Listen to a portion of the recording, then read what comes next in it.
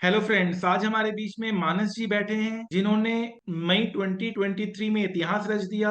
All India rank 47 लाकर group one में highest marks इनको SFA में मिले हैं। एसएफएम का पेपर टफ होने के बावजूद भी इन्होंने बहुत अच्छा परफॉर्म किया। सबसे पहले हम ये जानना चाहेंगे कि एसएफए में इतना अच्छा इन्होंने कैसे किया। क्लास में जो हम स्टॉक मार्केट को लिंक करके पढ़ाते थे वो आपको कैसा लगा। जो हम यह बताते थे कि बच्चे को इंटर में कुछ नहीं आता, फाइनल में ही इंटर की बेस बताकर चलते थे और एडवांस लेवल पे लेकर जाते थे बच्चों को। प्लस जो क्लास नोट्स थे उससे उनको रिवीजन करने में कितनी आसानी हुई। प्लस ये सारी बातें एसएफएम में इन्होंने स्कोर क्यों किया, एसएफएम में इतना अच्छा स्कोर करने का राज क्या है। बच्चे गाइडेंस लेना चाहते हैं। आई वांट मानस, जो आपके जूनियर्स हैं, जो आपके कलीग्स हैं, उनके बताएं कि एसएफएम की तैयारी कैसे की जाए।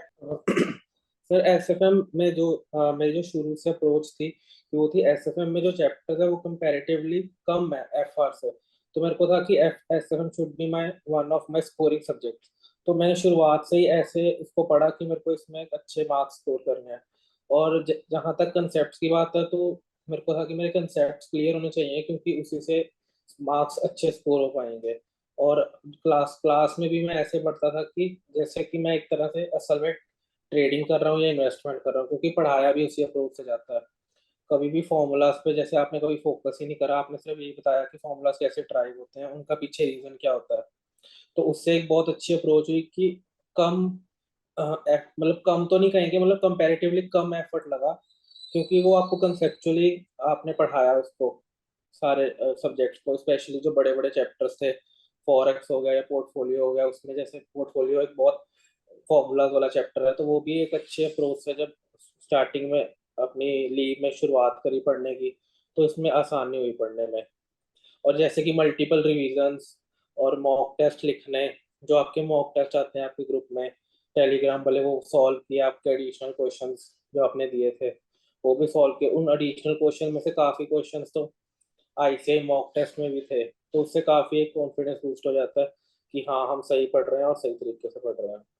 Very good. तो किसने कहा था कि आदित्य जैन सर से ही एसएफएम करना है, मतलब कैसी प्रेरणा मिली आपको मेरे से क्लास लेने की। आर्टिकलशिप जब शुरू करी थी तब सभी कह रहे थे आदित्य जैन सर से ही हमने पढ़ा, क्योंकि क्योंकि वो एक लास्ट स्टेज पर पहुंचे थे, वो थर्ड ईयर के स्टूडेंट थे। तो ऑब्वियसली पहला क्वेश्चन यही होता है कि 2.5 साल बाद आप पढ़ रहे हो, आपको 2.5 साल का पहले कैसे याद होगा। तो वो कहते हैं कि वो कंसेप्ट ही ऐसे हैं कि आप जब पढ़ोगे आपको लगेगा कि आप एक रिवीजन ही कर रहे हो, सामने टीचर बैठे हैं और ऐसा लग रहा है कि आप रिवीजन ही कर रहे हो। क्योंकि मेन आपको वही चाहिए, क्योंकि एसएफएम मेनली हम पहले ले लेते हैं, कईयों का फर्स्ट सब्जेक्ट होता है, कईयों का कॉस्ट फर्स्ट होता है, और पढ़ना फिर 2.5 साल बाद होता है एट मोस्ट। तो फिर वो इसीलिए आप ही का लिया मैंने, ना किसी सोच के। तो यू आर सेटिस्फाइड, मतलब आपको लगा नहीं बहुत सही डिसीजन रहा मेरा। हाँ जी सर, बिल्कुल। चलिए, ये मेरा फॉर्चुनेट है कि आप पूरा रैंक लेकर आए हैं। आगे भी आप बहुत नाम कमाएंगे जिंदगी में। आगे भी आप इस तरह से गाइडेंस देते रहें, यही मेरी कामना है। और आप जो भी बुलंदियों को छुएं, हमें जरूर याद करें, क्योंकि हम भी अपने आपसे सक्सेस पाकर, आपका जो सक्सेस देखकर, आपके पेरेंट्स, आपके टीचर्स, आपने जो नाम रोशन किया है, आगे भी आप नाम रोशन करते रहें। Thank you sir, thank you so much.